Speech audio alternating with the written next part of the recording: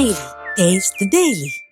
தலைவர் கலைஞர் அவர்களுடைய நூற்றாண்டை கொண்டாடக்கூடிய வகையிலே ஒவ்வொரு அணியும் பல்வேறு நிகழ்ச்சிகளை நம்முடைய முதலமைச்சர் அண்ணன் தளபதி அவர்களுடைய ஆலோசனையின்படி நடத்தி கொண்டிருக்கக்கூடிய இந்த பல்வேறு நிகழ்ச்சிகளில் ஒன்றாக மகளிர் அணியின் சார்பிலே கலைஞர் வினாடி வினா என்ற நிகழ்ச்சியை நடத்தி கொண்டிருக்கிறோம். முதல் சுற்றிலே ஏறத்தாழ 2 லட்சம் பேருக்கு மேல் பங்கேற்று கொண்ட இந்த வினாடி வினாவின் இறுதிக்கட்ட போட்டிகள் இங்கே சென்னையிலே நடைபெற்று கொண்டிருக்கிறது. நாளை நடக்க இருக்கக்கூடிய இறுதிக்கட்ட போட்டிகள் முடிந்தவுடன் நம்முடைய முதலமைச்சர் கழகத்தின் தலைவர் அண்ணன் தளபதி அவர்கள் வந்து அந்த வெற்றியாளர்களுக்கு பரிசுகளை வழங்க இருக்கிறார்கள்.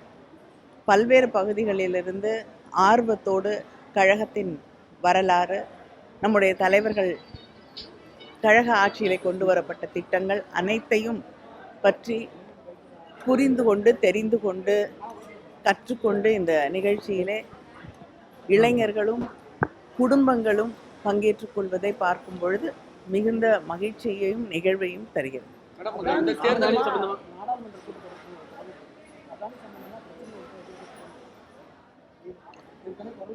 நிச்சயமாக அங்கே கூட்டத்தொடரிலே இந்த நாட்டில் முக்கியமாக பேசப்படக்கூடிய இங்கே இருக்கக்கூடிய பிரச்சனைகளை எழுப்புவது எதிர்க்கட்சிகளுடைய கடமை.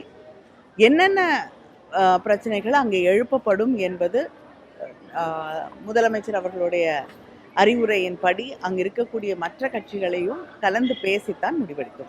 வரும் சட்டமன்ற தேர்தலுக்கு பிறகு திமுகவுக்கு வனவாசம் முன்னாள் அமைச்சர் ஜெயக்குமார் சொல்லியிருக்காரு, எப்படி பாக்குறீங்க? அவர் பகுதி நேரமா இப்ப நான் வேற எந்த வேலைக்கும் போக முடியலங்கிறதுனால, அதிமுகவுக்கு வேற வேலை இல்லைங்கிறதுனால வந்து ஆருடம் சொல்ல ஆரம்பிச்சிட்டாருன்னு நினைக்கிறேன். அப்படி பார்க்கக்கூடியவங்க இதெல்லாம் பேசதான் செய்வாங்க. ஒரு பயத்திலிருந்து வரக்கூடிய சில கருத்துக்கள் தான் இது.